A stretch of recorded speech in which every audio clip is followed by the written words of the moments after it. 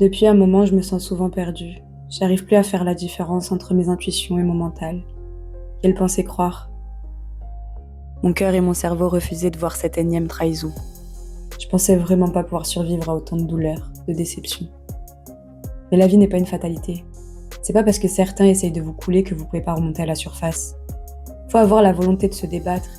Faut parfois faire le mort, toucher le fond, pour donner une dernière impulsion, remonter à la surface et enfin reprendre son souffle.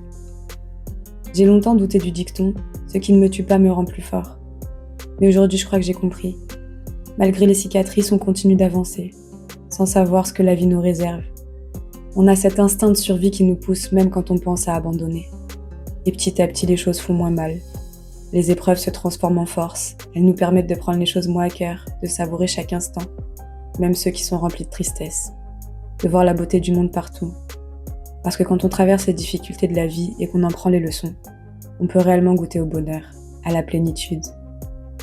Mais ça demande un peu de travail, de pardon, d'amour et surtout beaucoup de courage pour suivre son cœur et son âme, dans un monde où on nous pousse à les oublier, à les mettre en sourdine pour ne pas souffrir, par peur de l'échec, de ne pas être à l'auteur ou je ne sais quelle excuse de notre mental ou de notre ego.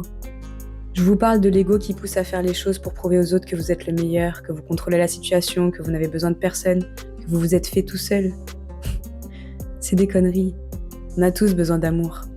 Pas à cause d'une blessure de dépendance affective, non, mais parce que l'amour inspire, passionne, rend la vie excitante. On est tous dignes d'amour. Et les personnes qui le refusent sont celles qui se détestent le plus au fond.